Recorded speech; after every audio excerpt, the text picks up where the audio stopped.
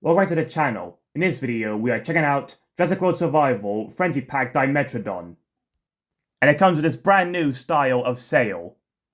We have the usual artwork around the box, and on the back, there's not a lot. We have facts app info, rest of the wave. Right, now let's get this figure unpacked. And here we have this cool new looking Dimetrodon unleashed from the packaging. I gotta say I'm loving this crazy new looking sail. This will certainly stand out in a crowd. The figure is this dark blue tone with a mustard yellow crest and sail. And the spines of the sail are brown, and the brown transitions onto its back. We have painted yellow eyes and an off-white lower jaw. The figure also has an updated sculpt, which is quite different from previous Dimetrodons. The head sculpt looks pretty good, with some crisp looking scale detailing. We have a small brow ridge above the yellow eye, and there is also a dark brown tone around the eye.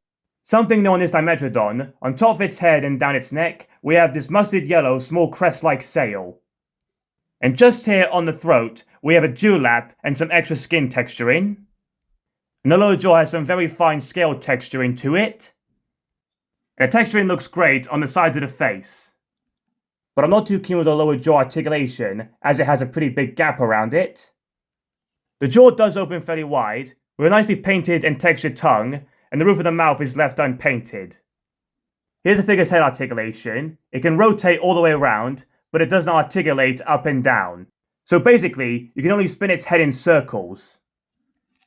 I gotta say, I'm really impressed with this new interesting looking sail. We have these elongated spines, which have these soft plastic spikes on them. The sail is made of a firm rubber and is fairly pliable, as you can see here. The membrane between the spines has some great texture to it, with all this blood vessel detailing. The tail has some fine scale texturing, with some small osteoderms, and it can spin all the way around like this. Its short muscular rear legs are covered in some fine scale texturing, and we have no painted claws as usual. And they have the usual articulation, where they can move backwards and forwards. The body does have some rib detailing and skin folds, and its slightly larger front limbs are just as muscular as its rear legs, with some osteoderms on the back of them. The articulation is identical on this side of the figure. The skin texturing does look and feel great to the touch. All round, I'm pretty impressed with this new Dimetrodon. My only complaint is the large gap around the jaw articulation. The new style of sail looks great. Now here we have the facts app code. Let's crack on and scan him in. And there he is scanned in. Here's the front of him, side, back, other side. Here's the info. His Artorias, dies meat, weighs as a pig, origin is Europe and America. For comparison, on the left we have the Chaos Theory Danger Pack release, and on the right we have the Hammond Collection release.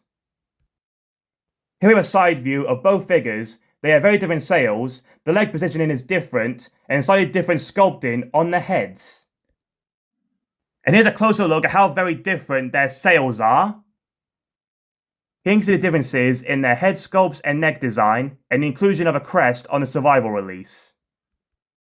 Next up we have the Hammond Collection Dimetrodon, and it's slightly smaller than a Survival figure with a much smaller head sculpt. Here we can see their very different style of sails. Looking at their head sculpts, you can almost say the Survival figures has some better texturing to it. This new Survival themed version of Dimetrodon has quite a different look to previous figures, with this new style of sail and updated sculpt. And it looks like it could come from one of those old dino movies from the 60s, like Irwin Allen's The Lost World. The mutated style of sail looks great, as well as this new style of crest on its head. The one thing I'm not too keen on with this figure is the articulated jaw and this huge gap. But other than that, it's a great figure with an awesome looking sail. Thanks for watching.